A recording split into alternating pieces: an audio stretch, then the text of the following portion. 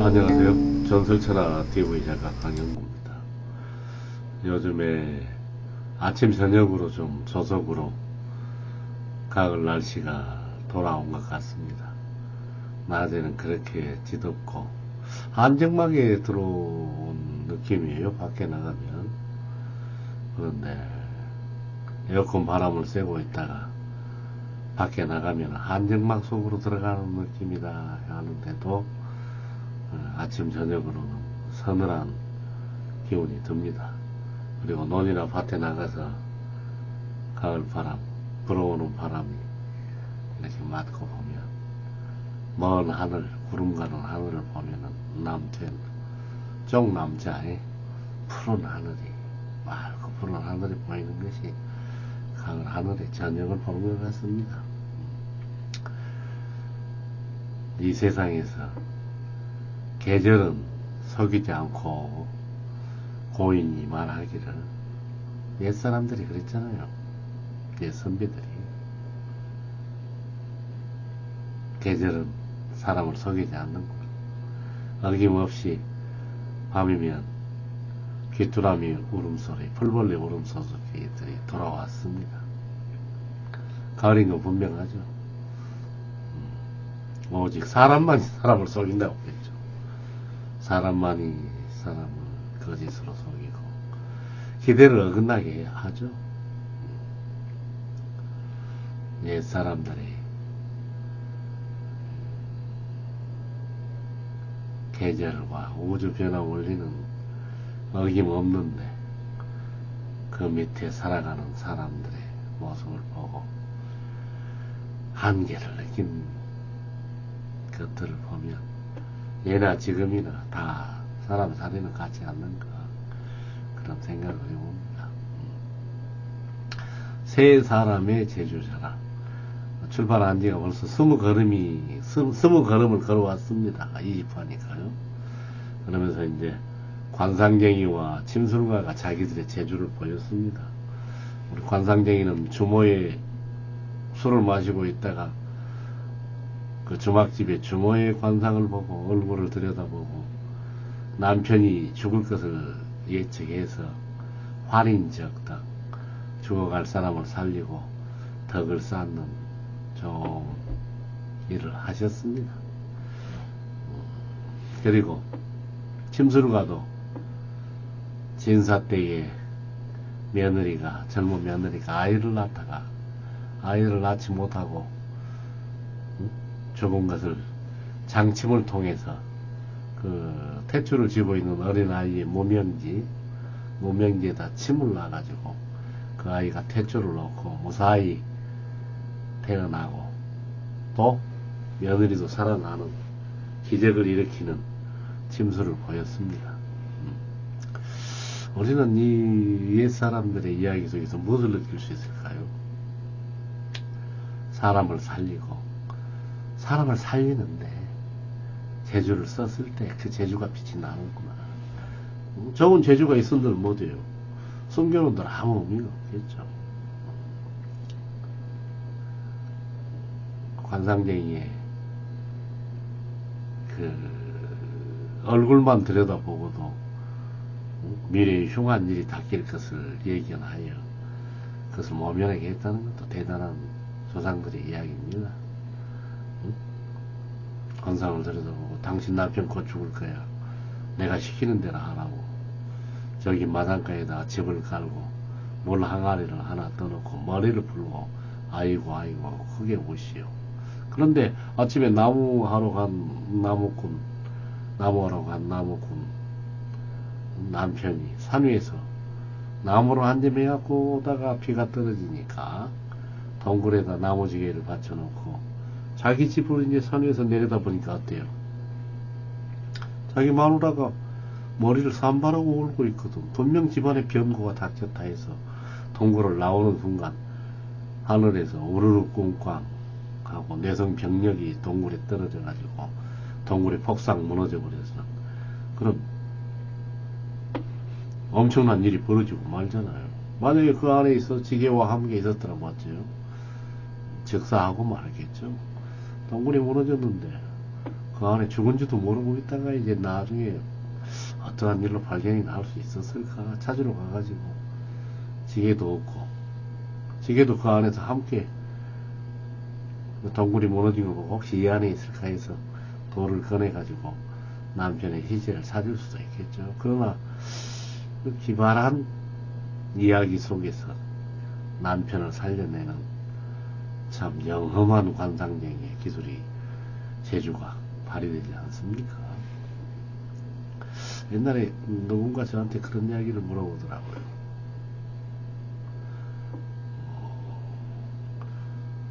윤석열 내란 정권에서 건진법사나 모당에 비슷한 사람들이 정치를 자문하고 그런 사람들이 정치에 조언을 했는데 그걸 어떻게 생각하냐고 물어보더라고요.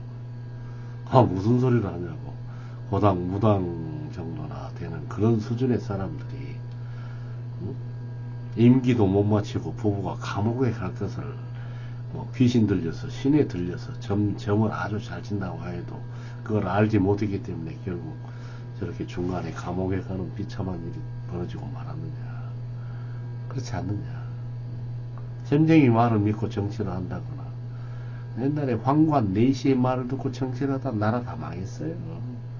진짜 정치란 깊은 학문의 경지에 들어서 위민이천 백성을 위하는 훌륭한 명재상들이 학식이 높은 분들이 정치를 하고 학식만 높으면 못해요. 좋은 대학 나오다 한국에 학식이 높은 사람이 없어요. 교수 학자라 해봤자 그들이 학식이 높은 게 아니에요.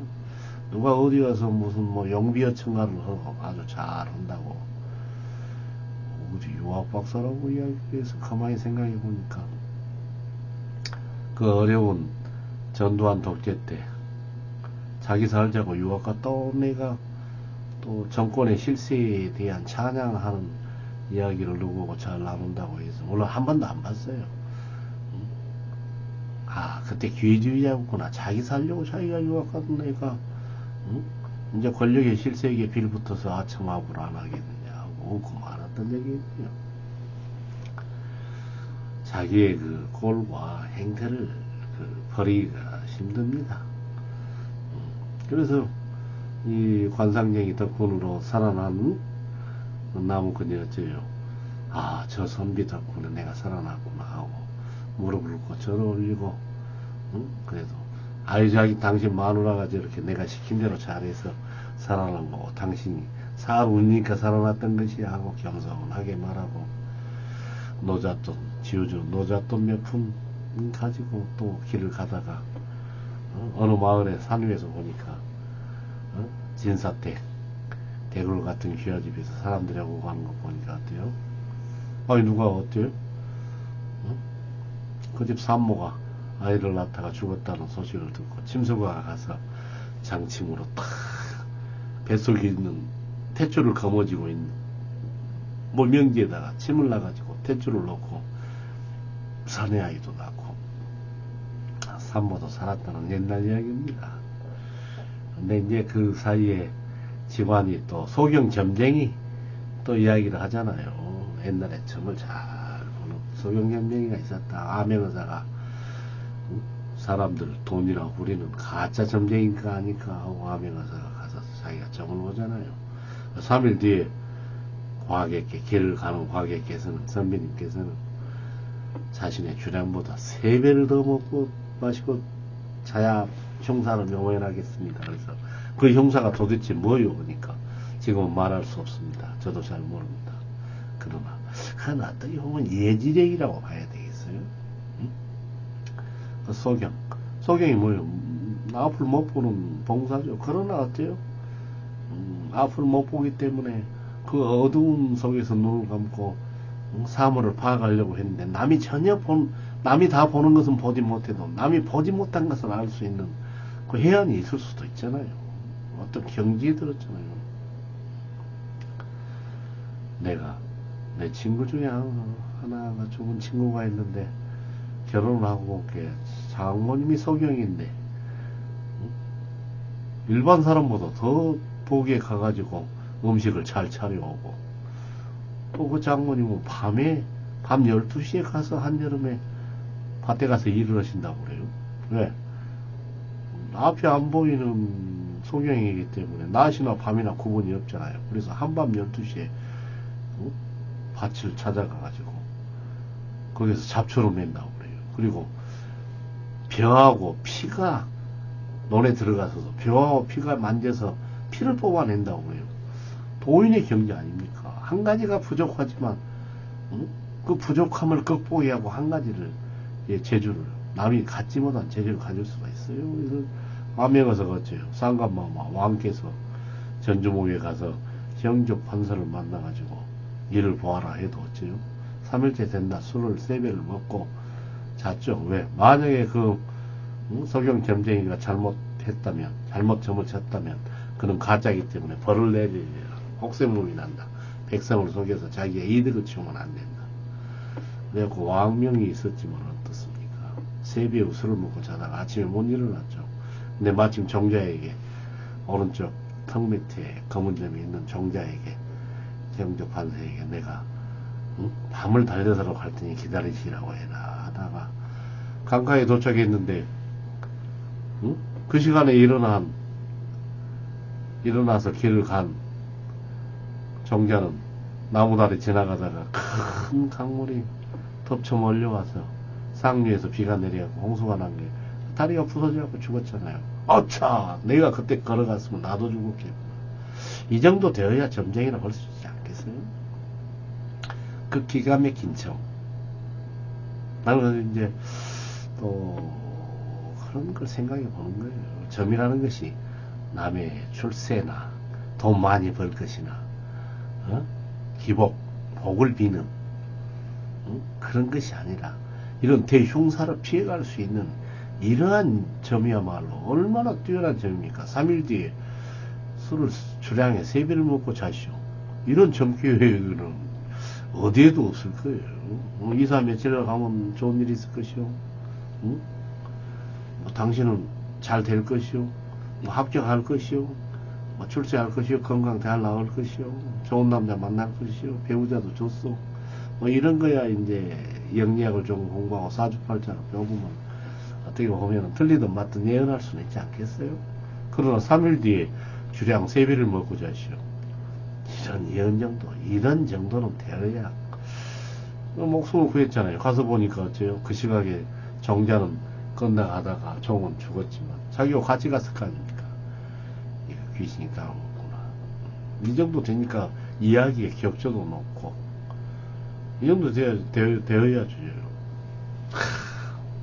송황절 선생, 성문학자 송황절 선생께서 매화의 역소 3세 2마리가 매화에서 다투며 호소에서 우지지 다 떨어지는 것을 보고 오후에 소녀가 매화꽃을 꺾다 비명이 일어날 것이다 해서 주인이 누가 매화꽃 꺾냐 하니까 그 소리에 놀란 매화꽃 한 송이 꺾고 오른 소녀가 나무에 올라가서 꺾다가 다리를 다쳐서 비명을 질렀다는 이야기처럼 신묘한 세계가 있는 거예요. 사람의 얼굴을 보고 미래를 예측한다. 어려운 경제예요. 손일 무잡한 경제. 가야 그런 것이 보여요. 저도 개인적으로는 그런 기기묘묘한 이야기, 그 사연을 겪은 적이 있어요. 그래서 정말 근데 생각이 와요. 내란범이라는 윤석열 건진법선에 뭐네 하는 그런 일국의 대통령인데 얼마나 뛰어난 점쟁이들이겠습니까? 그런 사람들이 임기도 못 마치고 부부간에 감옥에 갈 것을 알지 못하고 이렇게 저렇게 지시를 하고 그럴 것이라고 했다면 그 사람들이 뛰어난 그 점쟁이겠습니까? 한심한 놈들 아니겠습니까? 한심한 사람들의 말을 듣고 정치를 한다는 게 되겠어요. 옛날에 명재상들이 학자, 역사, 사상, 세상사를 두루 보는 깊은 공부를 한 사람들이 명재상이 되어서 나라를 다스려야 국민의 국태민안을 할 수가 있겠죠. 나라도 편안하고 백성들도 안정되고 편안할 수 있죠. 그래야 되는데 한갓 잡신, 신이 있다고 해서 신의 소리를 하더라도 얼마나 잡신입니까? 한 시 앞도 모르는 잡신들에게 들려가지고 이야기를 하는 수준이라고 한다면 왜 되겠습니까? 그래 나라가 이렇게 망할 수밖에 없죠. 일반 서민들은 다 망할 수밖에 없겠죠. 장사도 안 되고 지금 뭐 오만 데다 돈 다 갖다 줘버리니 그런 것들이 되겠습니까? 응? 응? 큰 나라한테 아부나 하려고 뭐 돈을 뭐 몇 조씩 갖다 쳐바치고 그걸 국민을 살리는 데 써야지. 그런 사람이 리더자가 되니까 국민이 불행한 겁니다. 그리고 한가 점을 믿고 점쟁이들 말 믿고 정치를 한다는 게 말고 옛날에 그 왕조들 또 환관이나 응? 그런 사람들 말 듣고 정치해가지고 다 망했어요. 워낙 훌륭한 명재상들이 정치를 하면 어째요. 국민들이 편안하고 나라도 잘 되지 않고 그걸 국태민안은 나가지 않아요. 국태민안. 그 이야기들을 보면은 소경점쟁이나 또 관상쟁이가 주모의 관상을 보고 남편을 살려내는 거나 다 그 재주가 뭐예요? 사람 살리는 데 쓰는 거예요. 필요 없는 돈을 횡재를 한다거나 뭐 높은 지위를 갖고 권력을 휘두른다거나 이런 건 한갓 옛 조상들이 말한 관상쟁이나 점쟁이 수준도 뭐예요? 터무니없는 돈이나 권력을 위해서 종사하지 않았다는 거예요. 활인적덕, 사람 살리는 일에 자기 재주를 썼다는 거죠. 그리고 이제 또 이야기가 진행되잖아요. 침술가 침의 재주를 가졌어요. 의원이죠. 의생이죠. 사람의 생명을 살리는 병을 이겨내는. 관상적 이야기에서 좋지. 우리 이원이 그 영의정을 5번이나 했더니 우리 이원익 선생의 이야기가 생각나네요. 명종 때 태어나고 선조 인조 때까지 5번이나 재상을 이야기를 했죠. 우리 이원익 선생께서. 이 양반이 자기 손녀딸이 나이를 먹었어도 시집 그걸 아직 안 보내가지고 길거리를 지나다 보니까 손녀 사이가 될 만한 사람을 찾다가 한 소년이 마음에 들어가지고 너희 아버지가 누구냐 어머니가 누구냐 하고 물어보니까 아버지는 허교고 벼슬을 지냈고 어머니는 임재 백호 선생 그 따님이십니다. 그렇게 이야기를 해서 얼굴을 우리 의원이 대감께서 들여다보니까 훌륭한 청년이거든. 그래서 손녀 사이를 이제 삼으려고 마음을 딱 먹고 집에 와서 부인에게 내가 이런 좋은 청년을 손녀 사이 감을 길거리에서 찾았어 오니까 관상을 보고 찾았어 오니까 뭐라고 그래요? 아니 손녀 사이를 누가 길거리에서 얻는 사람이 어디가 있어? 그 애는 어떤 집안입디요? 그러니까 시골에 선비 집안에 자제돼. 그러니까 고작 그 정도의 수준의 손녀 사이를 얻으려고 거기서 길거리에서 찾았어. 이제 우리 의원이 때가 뭐 나무랬다고 그래요. 부인께서. 그래갖고 이제 아들한테도 좋은 손녀 사이 배필을 내가 찾았다 하니까 시골에 선비 집안에 자제더라 하니까 아니 나는 부잣집에 돈 많은 집에 보내고 싶소. 아들이 그렇게 하니까 내 이놈 나중에 훌륭한 사람이 되면 돈은 자연스럽게 따라올 거 아니냐 해가지고 이제 우리 이원익 대감께서 결혼을 시켰는데 그 사람이 누굽니까? 미소 허목입니다. 허목. 그리고 우의정까지 지냈죠. 그리고 남인의 청남의 영수가 되어가지고 노론에 당수했던 우암 송시열 선생하고 이렇게 예속 논쟁을 2차례나 걸쳐서 했던 그 미소 허목을 소년 때 보고 손녀 사이로 맞아들였어요. 관상을 보고 이원이 대감께서 참 그러고 보면은 사람의 얼굴을 잘 들여다보면 기륭화복도 볼 수가 있고 정직하고 바른 사람인가 영향이 있는 사람들인가 좋은 일이 닥칠 것인가 나쁜 일이 닥칠 것인가 어떤 그런 경지가 있긴 있는가 봐요.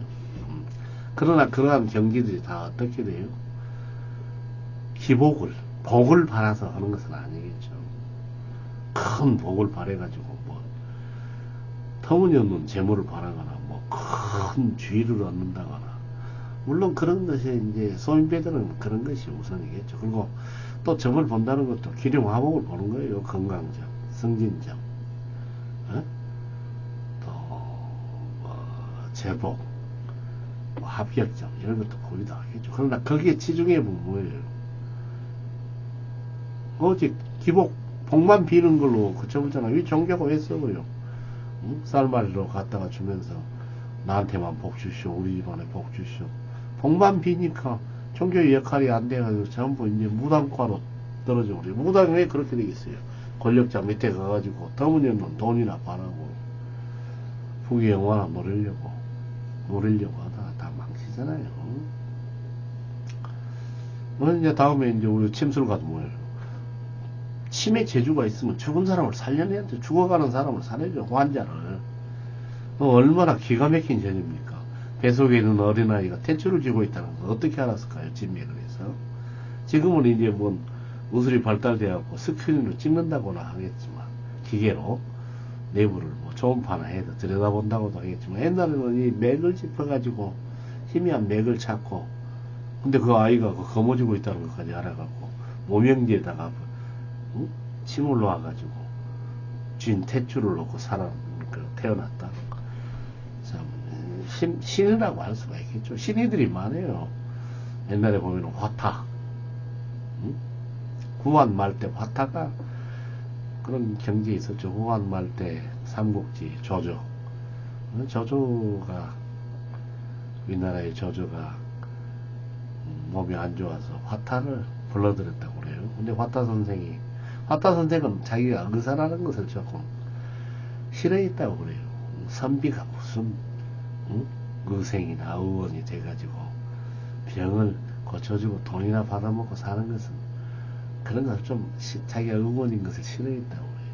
그래가지고 선비를 주장했었죠. 근데 조조 이렇게 아프다 하니까 조조의 병을 보고는 그냥 아이고 오지를 안 했다고 그래요. 우리 마누라가 아파서 못 갑니다 하고. 그래서 조조가 아주 보통 사람입니까? 화타가 과연 지금 마누라가 아픈가 한번 가봐라. 아프면 휴가를 더 주고, 아프지 않은데 거짓말 했다면 데리고 와라. 압송해라. 붙잡아갖고 와라. 그런데 이제 가서 보니까 어째요? 명령을 받은 지나가서 보니까 마누라 아프지도 않는데 권력자 조조를 나 개주기가 싫어서 그랬는가 어쨌는가 하고 있어서 붙잡아 왔다고 그러죠. 그래서 죽였다고 그래요. 죽이는데 순우기가, 조조 밑에 책사 순우기가 죽이지 마십시오, 죽여서는 안 됩니다 그랬는데 조조가 죽이고 말았죠. 근데 이제 조조의 아들 조충이 아파서 이제 자기 아들 조충이 아파서 그러니까 아이고 괜히 화타를 죽였구나 뭐 이런 전해 오는 일화가 있죠. 그리고 또 조조는 화타는 또 뭘로 유명합니까? 관우하고 마량하고 장계를 두는데 화살을 맞아가지고 왔죠. 그 화살독이 뼈에 검게 건져서 관우가 이제 죽게 돼요. 그 정도로 심각하게 아팠어요. 그래서 어째요? 마량하고 둘이 장기를 바둑을 두면서 화타가 이걸 찢어가지고 뼈에 검게 독이 번진 것을 옛날에 전쟁하면서 화살에다가 활촉에다가 다 독을 발라서 제병에 쌌을 거 아닙니까? 그래서 조조가 관우가 맞았어요. 근데 어째요? 마취도 하지 않고 그때 찢어가지고 뼈를 갈가냈다고 그러죠. 와, 그래도 관우가 바둑을 두면서 아프다고 신음 한 자락을 안 냈다는 그 삼국지 이야기가 있잖아요. 깜짝 놀랐어요. 뼈를 깎는 아픔. 그런데 이제 또 조조가 머리가 아프다고 그래서 화타가 보니까 어째요? 머리를 깨가지고 안에 있는 그 나쁜 것을 수술을 해서 꺼내야 낫겠습니다 하니까 저놈이 적병에 적장에 그 게임에 빠져갖고 내 머리를 깨가지고 나를 죽이려고 그러고 해서 또 죽였다는 그런 이야기도 나오죠. 또 성권의 부하 누굽니까? 거기서 수술을 해서 살려내고 화타 경지면 신의입니다. 신이 그 의술로서 신의 경지에 갔다 해서 신이라 하잖아요. 명의 위에가 신입니다. 신의 경지에 간 의술을 가졌다. 근데 저도 뼈가 얼마나 그 아픈 줄 알아요. 그리고 옛날에 마을에 우리 어렸을 때는 정말 그 할머니나 할아버지들 의술에 능통한 분들이 있었어요. 언젠가 제가 어려서 우리 마을에 아랫집에 사는 놈이 아주 축구를 좀 잘한다고 아주 뻐기는 놈이 있었어요. 그런데 햇빛 골목에서 공을 갖고 놀다가 지가 공을 차는데 그것을 막으라 이 말이에요. 응? 그래서 이 녀석 봐라. 네가 공을 아무리 잘 찬다고 해서 그래서 그걸 쳐봐라 하고 제가 이제 어리고 몸도 쇠약하고 제가 그 운동을 잘할 사람은 아니잖아요. 이 자식이 뭐 축구를 하는 애서요. 축구를 열심히 축구를 했으면 잘할 텐데 꼭 개멋이나 잡고 폼 축구, 응? 나는 축구 선수야 하는 그 옛날에 스포츠에 맹신이 된 사람들의 그러니까 내가 그 후배를 싫어했어요. 그러니까 동생 같애니 저 녀석은 근데 저도 그때 어려서 중학교 때였을까 그때 그 녀석을 싫어했어. 어린 놈이 공을 잘 차면 잘 찬 것이지 꼭 열심히 차고 겸손해야 되지. 그렇지는 않고 응? 공을 잘 찬다고 뻐기는 녀석. 그리고 개머스 잡기를 좋아해. 다 그 모델처럼 폼만 재기를 좋아해. 정치꾼이 돼가지고 사람을 사랑해서 정치를 잘 해야 되고 백성과 국민을 위해서 정치를 해야 되는데 정치꾼이네요 하고 지 잘난 체나 한 놈들 있잖아요. 큰 문제를 일으키고 있잖아요. 좋은 대학 나와서 요직에 있다가 자기 뒷도 돌아보지 못하고 이 공부 잘해가지고 위너가 된 놈들 시험이나 잘 보고 고작 영어 수학 잘해서 각광을 받고 사는 애들은 거기에 완전히 마약에 도취되듯이 자기가 제일 잘난 줄 알아. 교만 방장. 그래가지고 어떻습니까? 세상을 그르쳐버려요. 그래서 공작해서 재주가 좋은 놈은 쓰지 않는다. 그 말이 이해가 돼요. 그래서 그러면 이제 공을 차고 막으면 어쩌고 저쩌고 했는데 제가 공이 오길래 막았어요. 근데 그놈은 지가 그 공을 차고 내 몸을 얼굴이나 어디를 맞춰가지고 아픈 코를 보고 싶었던 것 같은 느낌이. 근데 내가 발목을 딱 이렇게 해서 막았는데 공이 세긴 세도 막 좋은 축구화를 넣어서 운동화를 써. 그래갖고 이 팔목이 비었어요. 근데 마을에 그 할머니들이 팔목 비면 잘 맞추는 할머니가 있었어요. 나이가 드셨는데. 그래서 이렇게 퉁퉁 붓고 아프니까 저 이렇게 팔을 뽑아서 딱 맞췄어요. 그 사람들이 명의 아닙니까?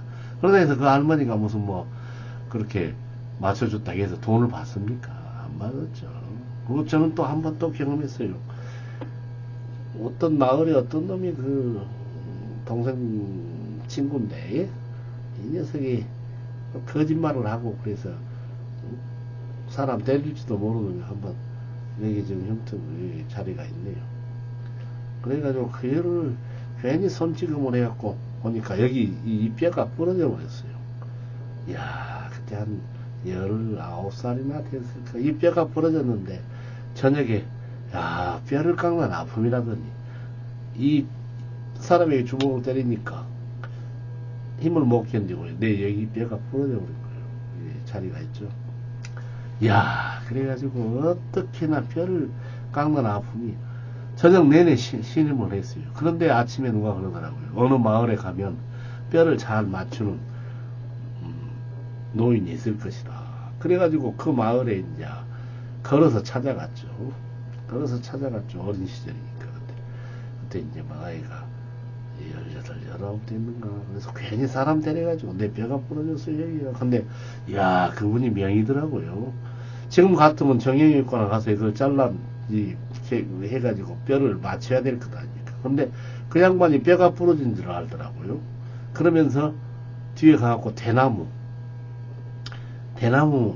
가운데가 비었잖아요. 그래서 두 쪽으로 딱 해갖고 이걸 맞추는데 얼마나 아프던지, 뼈가 부러진 것을 맞춘다는 것은 상상도 못할 아픔입니다. 그래서 이걸 잡아당겨갖고 이걸 찢지도 않고 이걸 맞춰가지고 딱 대나무로 이렇게 이 뼈를 딱 고정시키더니 이를 친치 묶었어요. 그러니까 이건 이미 부러졌기 때문에 이렇게 할 수도 없었어. 이게 굳어버리니까. 야, 그런데 그 사람이, 그 할아버지가 딱 잡아당기더니 이 뼈를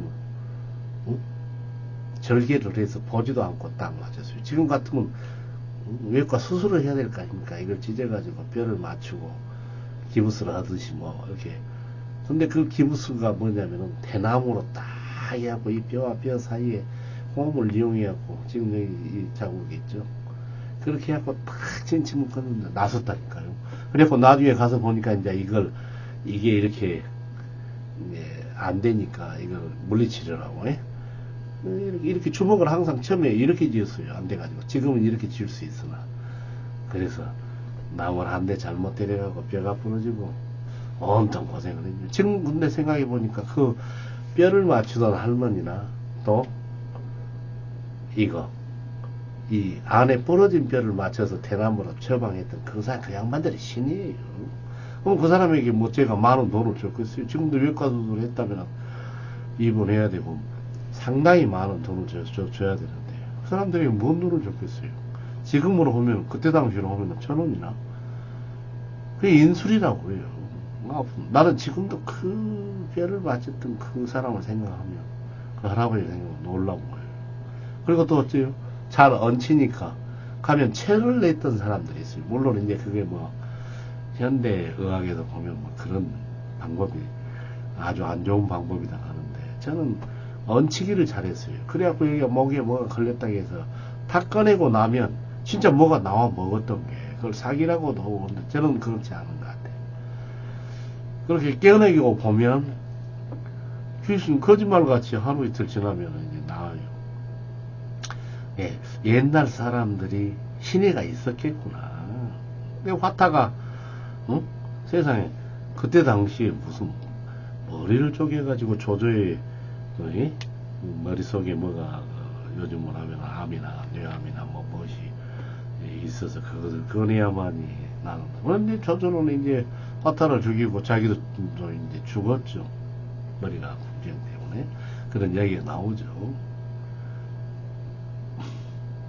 그래서 이제 화타가 감옥에 들어가가지고 있는데 그 감옥에 그 문지기 지키는 병사가 아주 자기한테 잘해줘요. 그래서 화타가 그 의술을 적어진 책을 묘수니까 줬어요.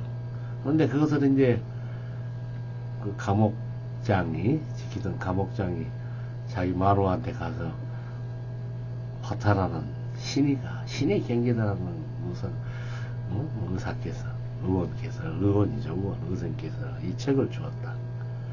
그러니까 그 마누라가 바로 불 속에 집어넣어버렸다고 해요. 왜?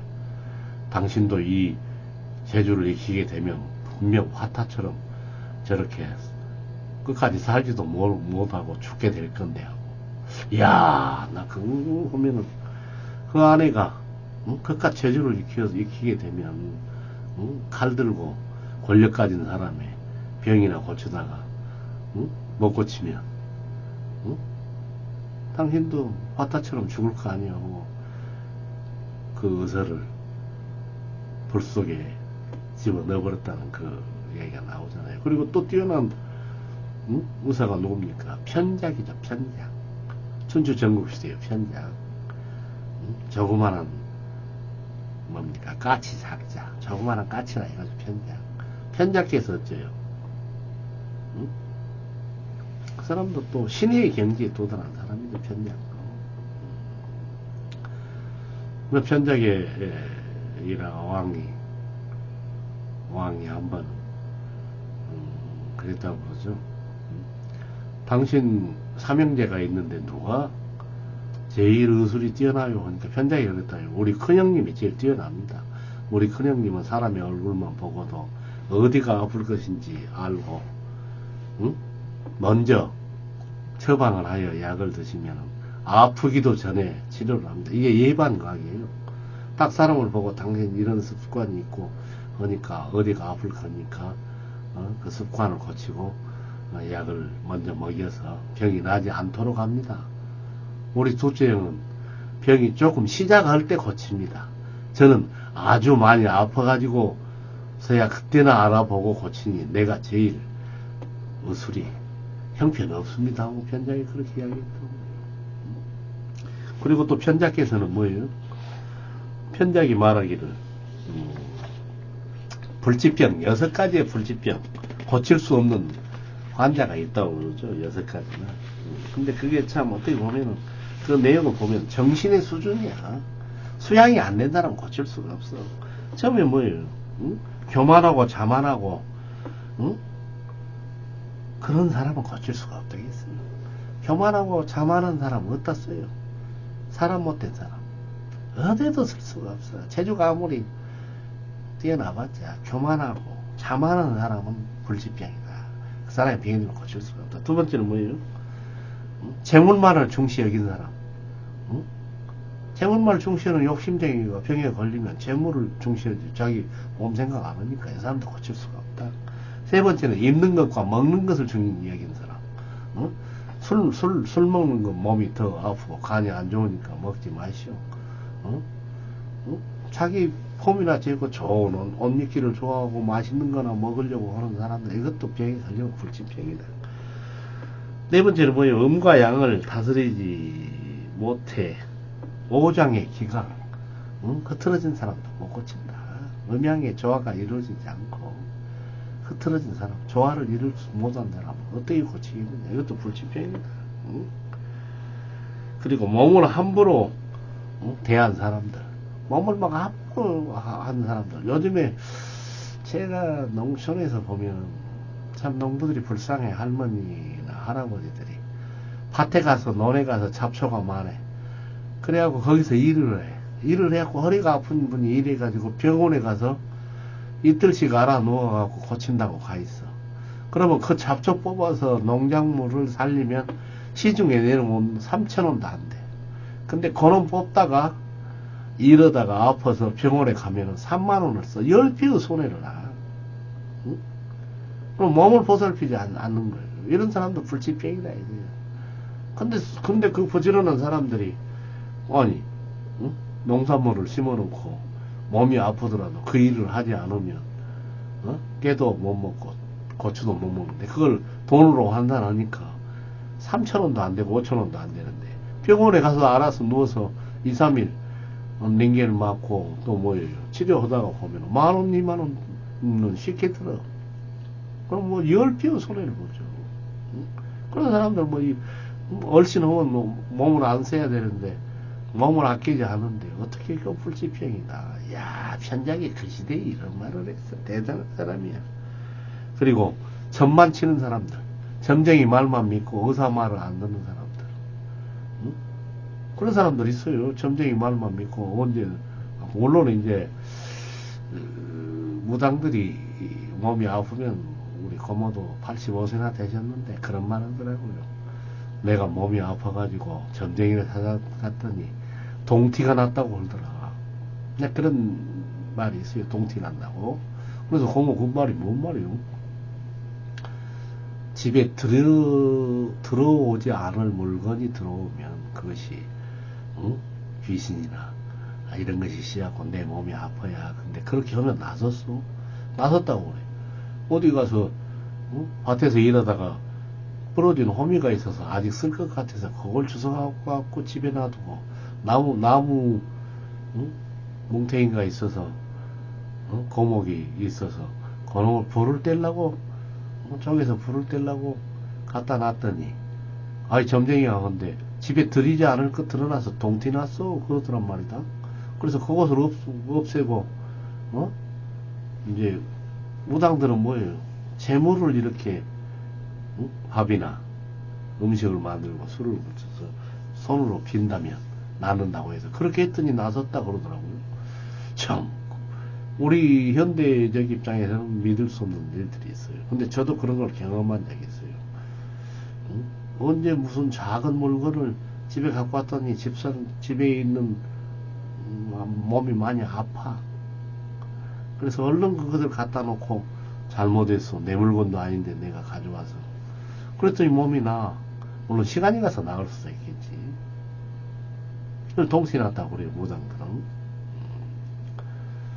근데 그것이 어떤 정신적인 것과 관련된지는 몰라요. 근데 아무튼 이 정신적인 세계, 예? 와 이제 불치병 6가지도 봐요. 편작이 시작했던 거. 교만하고 자만한 사람들, 돈만 생각한 사람, 몸을 안 돌본 사람들. 이거 불치병이 들 수밖에 없겠지. 그리고 점쟁이 말만 믿고. 그러니까 정치도 마찬가지로 점쟁이가 무엇을 정치로 알겠어요. 점쟁이 말 듣고 정치하다가 어째요? 여러분 감옥에 가잖아요. 점쟁이가 신이 들려서 영험한 신이 들렸다 하더라도 그 신이 가짜 아니에요.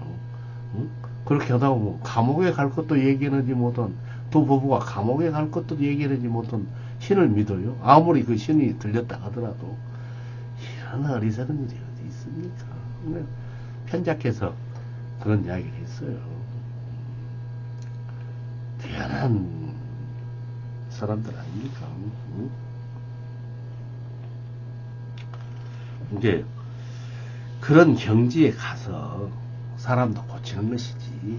돈만 보고 고치고 얼마나 수준이 낮아요. 응? 이제 편작도 그랬잖아요. 유목이는 괭나라의 태자가 괭나라의 태자가 뇌졸중이 있었던가 봐요. 되게 열이 올라오면 그 자리에서 펄썩 쓰러져 죽은 것처럼 되고. 편작에 가서 보니까 숨은 맥을 짚어본 게 숨은 코에서 숨을 쉬고 가느다랗게 쉬고 있고 맥박도 뛰고 있고 해가지고 고쳤다고 그래서 죽은 사람을 살린 사람으로 편작이 또 소문이 났다고 그러죠. 그리고 편작이 재밌어요. 작은 까치 작작. 그럼 편작은 어째요? 까치는 좋은 소식을 주는 새잖아요. 근데 편작이 어때요? 까치는 날아다니는 새 아닙니까? 그러니까 내가 재주가 좋은 의원이네요 하고 한 곳에 북박아서 있는 것이 아니라 환자를 찾아다니면서 좋은 소식을 준다 이 말이에요. 재주 있는 사람은 어째요? 재주를 필요한 사람에게 걸어 두 발로 찾아가고 치료를 했잖아요. 방문치료. 사실 옛날에는 사람이 아파서 움직이지 못한 게 방해까지 찾아가가지고 맥을 짚어보고 약 처방을 하거나 침을 놓던가 옛날에 다 그런 식으로 했잖아요. 지금은 이제 기계가 있거나 의사가 딱 네 그릇에다 차려놓고 아픈 사람 오시오 해서 장사를 하잖아요. 근데 옛날에는 어째요?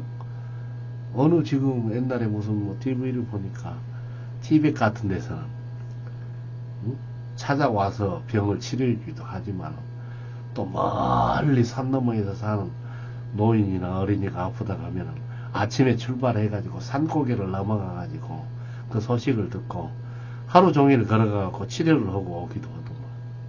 이게 진짜 의사죠. 의생이죠. 의원이죠. 그러니까 인격적 수준이 있어야 돼. 그래야 되는 것이지. 뭐래 해가지고 교만방자하게 앉아서 터무니없는 돈을 받아먹고 부를 누린다. 그럼 뭐 100억, 1000억, 뭐 50억 벌어서 어디다 쓰려고 그래요. 자식한테 물려주면 그것이 결국은 어째요? 그 돈으로 인해서 병이 생겨요. 통티나 난다고요. 내게 필요 없는 물건, 욕심난 물건, 노는 물건 갖고 오면 그게 되겠어요. 그래서 옛날에 그 행사의 해암 스님의 그 법문을 들어보니까 고관들이 뇌물 받은 돈 절에 갖고 오면 받지 마라. 부자들 돈 받지 마라. 거기에 업이 걸렸다. 업구렁이가 감고 있다. 그런 법문을 한 적이 있어요. 그러니까 돈 벌기 위해서 부자는 되었으되 부자 되려다가 나쁜 짓은 다 해서 부자 되었으니까 업이 감겨 있다 이거요. 그러니까 그 3대 부자 못 되고 그 업 때문에 다 감겨서 망한다 이 말이에요. 나 그 말 듣고 야 부자가 되고 높은 자리에 오르기 위해서는 뇌물도 갖다 바쳐야 되고 또 상대도 눌러야 되고 아부도 해야 되고 또 교만 방자하잖아요. 또 높은 자리에 오르면 인품이 수양이 안 된다는 그런 일 좋은 일이 있겠습니까? 인품이 바르고 정직해야죠. 편작도 없지 편작. 응? 편작도 그런 경제가 한 거예요. 근데 사실상 그 침술가가 침을 나가지고 산모하고 아이를 낳게 했다는 것도 참 놀라운 일이에요. 그리고 아까 말했던 그러니까 우리 이원익 선생이 이원익 대감께서 그 발탁했던 미수허목 미수허목 선생이 또 63살이나 이제 조정에 발탁되어 가지고 과거에 급제도 하지 않은 분이 우위전까지 올랐으니까 과거에 급제하지도 않고 정선까지 가신 분들이 몇 분 있다고 그래요. 근데 그거 미수허목 선생이에요. 근데 미수허목 선생이 예속 논쟁이 뭡니까 우암 송시열 선생하고 엄청나게 논쟁이 심했어요. 노론당의 당수인 송시열 선생하고 우암 송시열 선생하고 응? 남인 계열의 청남 탕남 이렇게 나눠 청남의 영수였던 미수허목 선생하고 논쟁이 많았어요. 왕이 인연은 뭡니까 돌아가시니까 어때요? 윤목대비입니까? 기억력이 요새 안 좋습니다. 근데 그 뭐 상복을 왕이 1년을 집어야 되네 3년을 집어야 되네 제사 문제를 갖고 무엇이 예를 지키는 것이 좋은가 그렇게 다투다가 결국 미수허목 선생께서 상소를 올렸죠. 우암 송시열은 사약을 내려서 죽여야 된다고. 근데 우암 송시열 선생이 항상 그 소화불량의 그런 병이 있었는가 봐요. 그래서 낫지를 못했어요. 그래갖고 아들한테 야 미수허목 선생께서 그 의학 지식이 풍부하니까 그분한테 해서 약 좀 지어와라 하니까 아들이 어떻게 되겠어요. 아버지하고 서로 정치적 견해가 달라갖고 원수인데 거기에서 약을 받아오면 어떻게 되겠어요. 근데 애플이 이제 미수허목 선생한테 갔더니 비상을 처방해줘. 비상은 독극물이잖아요. 먹으면 죽는 거예요. 비상 2냥을 먹으면 어째? 몸이 나을 것이다. 그랬다고 그래요. 그러니까 아들이 생각이 어째요? 이거 아버지를 죽이려고 하는구나. 더더욱이나 아버지를 죽이자고 상소까지 올렸으니 미수허목 선생께서. 그래갖고 약을 처방을 하셨는데 비상을 한 약만 넣어갖고 처방을 했는데 희한하게도 죽지는 않고 병이 호전되었다고 써요.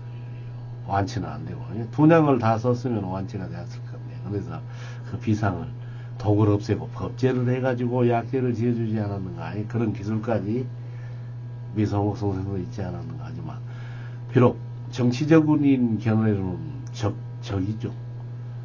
그러나 의사의 입장에서는 어때요? 의원의 입장에서는 어때요? 생명을 살려야 된다는 생명 사랑의 것이기 때문에 비록 적장이지만 어때요? 비상을 처방해 주셔서 낫게 하잖아요. 이게 의원의 정신이죠. 생명을 다루는.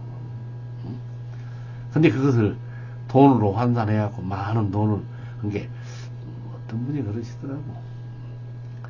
남의 환자의 아픈 것을 이용해가지고 돈을 벌어먹고 너무 전방하지 않는가. 수준이 낮다. 옛날에 고귀한 정신은 다 없어져 버렸어. 옛날 이야기를 보니까 어째요. 그래가지고 이제 관상쟁이가 또 이야기를 한 소절 들려주잖아요. 이정승의 아들 이생이 어째요? 상사병에 들어가지고 상사병은 그 여인을 만나야 그 병이 낫는다고 그러죠. 근데 하필 뭐 시장에 가가지고 장에 가가지고 적자의 그림 여인의 그네 타는 그림을 보고 그 여인에 빠져가지고 사랑에 빠져서 상사병에 깊이 들어가고 죽게 생겼으니 어떻게 되겠어요. 그래서 뭐 그 여인을 만나서 사랑을 풀어야지 병이 낫는 것이지 사향 인삼 녹용으로 나을 수 있겠어요. 마음의 병인데 사랑의 병인데 그래서 결국 이제 방을 부시잖아요. 내 아들의 병을 고쳐주는 사람에게는 내 재산의 절반을 주겠다. 이정승이 그런 방을 붙이니까 노인이 나타났죠. 야, 근데 그 노인이 과연 이생에 상사병에 든 이생의 병을 어떻게 고칠 것인가. 사실 내가 이 이야기를 중국에 한 15년 전인가 중국에 갈 일이 있었어요. 15년 전에 제 개인적인 일로 중국에 갈 일이 있었는데, 그 중국에서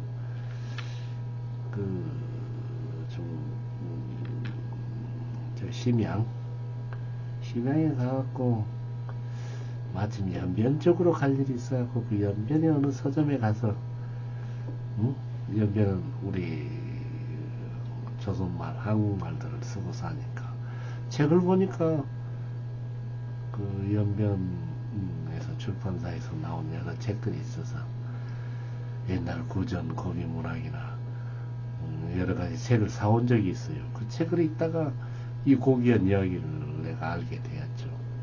깜짝 놀랐어. 자, 이생의 병을 이 노인은 어떻게 고칠 것인가. 그것도 상사병. 한번 들어보세요. 여기까지 이야기가 진전되고 있네요. 근데 세상에 제주는 옛 조상들은 활인 적덕이 뒀다는 거예요. 내 저주가 있으면 사람 살리는데 써야 된다. 저도 지금 여기를 보면 어째요? 그 명의에 그 사람이 신이야. 여기를 찢어서 뼈가 부러진 것을 눈으로 보지도 않고 기계로 촬영하지도 않고 뼈가 부러진 것을 진단해서 알고, 예? 대나무 대폴개비로 이 두 개를 부러진 데를 딱 완벽하게 끼워서 고정해가지고 지금 이렇게 잘 쓰잖아요. 근데 처음에는 이렇게 굽어지지도 않았어요. 근데 뼈를 깎는 아픔, 아까 관우 이야기하는 관우. 근데 바타 선생이 그 뼈에 화살촉에 독을 검게 죽어가는 뼈를 갈가냈다는데 신음소리 하나도 안 했다는 것은 얼마나, 저는 이 뼈를 부러져 봐서 뼈를 깎는 아픔이 뭔지 알아요. 하루 저녁 내내 잠 한숨도 못 자고 신음했어요. 그럼 여기다가 마취제를 넣고 찢어가지고 하는데 그 노인은 어째요? 그 마을에 농사나 짓고 사는 노인이요. 그 사람들이 내가 보기에는 지금 생각해보면 그 할머니도 뼈를 맞추는 할머니, 예? 뱀의 할머니라겠지.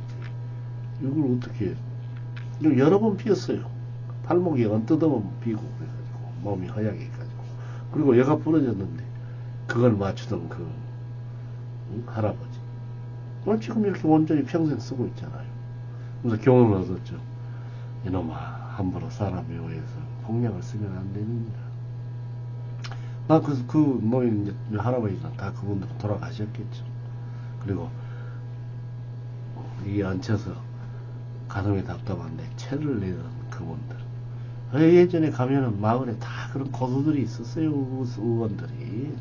그분들이 무슨 뭐 사람의 고통을 해결해주고 몸을 해결해주고 그랬지만 터무니없는 돈을 받지 않았어요. 그분들이 명이고 정신이 있는 신이들 아닙니까? 왔다, 견자, 이런 생각을 해보는 거예요. 그래서 이 옛 이야기 귀한지를 몰라.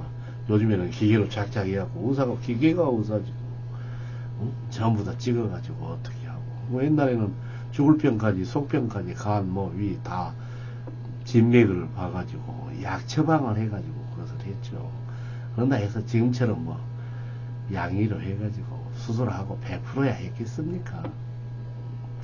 그러나 아무리 의원이나 의생이 뛰어난다 해서 영원히 살게 할 수는 없는 거고, 아무리 정치나 법률이 뛰어난다 해서 세상 화평하게 하기도 힘들어요. 사람 만나기 힘들어요. 그러나 요즘에 그리고 어떤 사람들 그러잖아요. 좋은 대학도 안 나온 사람들이 술자리에 앉으면 그 대학 자랑하고 자기 지위 자랑하고 자기 자식 출세한 자식 자랑하고 돈 자랑하고 이런 소인데 속물들이 많아요. 그러면은 사실 그 대학도 못 나오고, 내가 보기에는 더 대학도 못 나오고 장사하고 살아가는 식당 일에 나온 사람, 그 형이 더 뛰어나. 그 사람은 돈이 없어서 옛날에 초등학교도 제대로 못 마치고 객지에 나가서 사는, 그 사람 앞에서 막 대학 자랑을 하고 그래. 좋은 대학도 아니야. 근데 좋은 대학 나온들 못 해요. 그걸 공부를 많이 했으면 그만큼 겸손해지고 배운 만큼 세상을 위해서 펼쳐야 되는데 그걸로 해갖고 좋은 직장에 들어가서 펜대나 굴리고 남 위에 굴림하고서 잘 먹고 잘 사. 그건 재주가 아니라니까요. 그런 사람들 때문에 나라가 시끄럽고 항상 그러잖아요. 자기 역할을 못하고 폼이나 재고 얼굴 자랑이나 하고 약자들을 살린다는 핑계로 자기 지위나 높이고 그런 사람들 때문에 세상이 안 돼요. 그러나 옛날 이야기 들어보세요. 세 사람의 선배들도 편작처럼 필요로 자기 재주를 필요로 한 사람을 위해서 찾아가잖아요. 그래야 인술이 되고 그래야 그 재주가 빛이 나는 것이지.